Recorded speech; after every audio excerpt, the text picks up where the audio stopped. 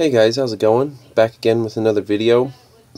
This time I got the bug to do some reviews due to the fact that some G.I. Joe Retaliation figures have started coming out again. They were supposed to be coming out this past summer, but they started coming out again.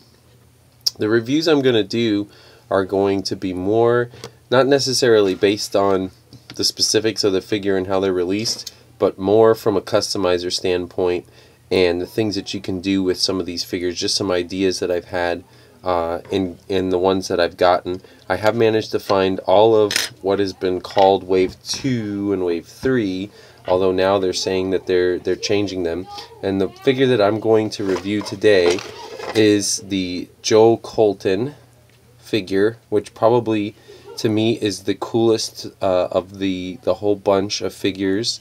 And the reason for that being is that it's Bruce Willis, and we've been kind of waiting, especially customizers have been waiting for a Bruce Willis figure to come out, not only just because we want the Bruce Willis figure, but we want the head sculpt for customs.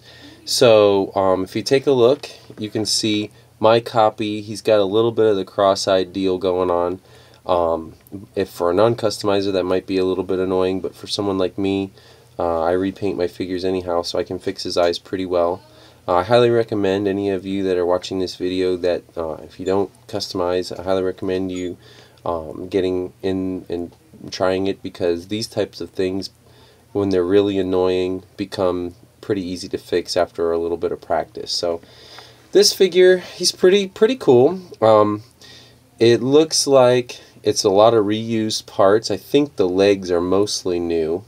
I do believe the torso comes from the Pursuit of Cobra Recondo figure, if I'm not mistaken. I could be wrong.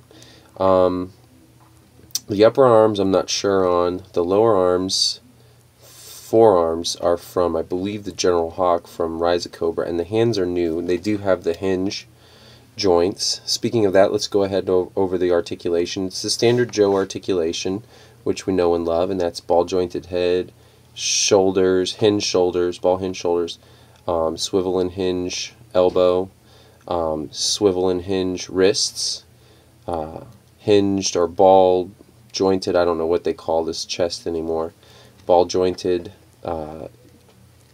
hips with the J hook, which is just a little metal hook in there, and double jointed awesomeness in the knees, as most Joes have.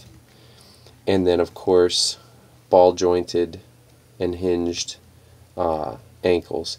One thing that's really cool about these legs, and I don't know how many people have noticed them, is that it does have the offset knee pad. There's just one knee pad there, which kind of harkens to a lot of modern designs on figures. Particularly, most of us probably think of Ghost in Modern Warfare, who only has one knee pad. My son pointed that out to me a little while back ago. His accessories that he comes with are they're not great. One thing that's really neat I forgot to point out is that, and I wonder what the significance of this is, on his wrist here he has a little red, white, and blue bracelet, and I don't know if it kind of reminds me of the ID bracelets from the animated movie, the G.I. Joe the movie, because it's kind of shaped like that, but it does have the red, white, and blue. I don't know if this is something from the movie or what. We'll just have to find out. But it's kind of a neat little detail, honestly, that they included that. The accessories, he comes with a tactical shotgun. What kind of shotgun is this, Lucas? I think it's a Remington 870 or something. There you go, gun expert behind me. An M1014. Okay. Alright, whatever he said. And he also comes with a Python. I think it's a Python revolver, which I believe is a .357 Magnum. It's molded in black like this. I don't have it available. He comes with this big piece of junk here that my son likes to play with, my younger son, which is just the same missile launcher basically that came with the Retaliation Duke figure. And it does have the little gun that plugs in down here, and it's got the little pull strip. I keep that around for him to play with. I don't use it myself. And I think that's all he came with. But be that as it may, it's a pretty cool figure. You can do a lot of really cool customs with this because it is a G.I. Joe. The body is super articulated. There's not really any flaws with it, honestly.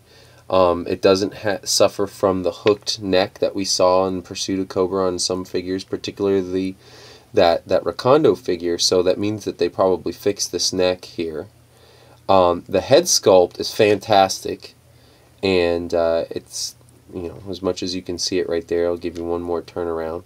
So this is just a really cool figure. I plan on picking up multiples of this, and I'm sure some caster, like maybe Sith Happens, will get a hold of this head and make some casts of it.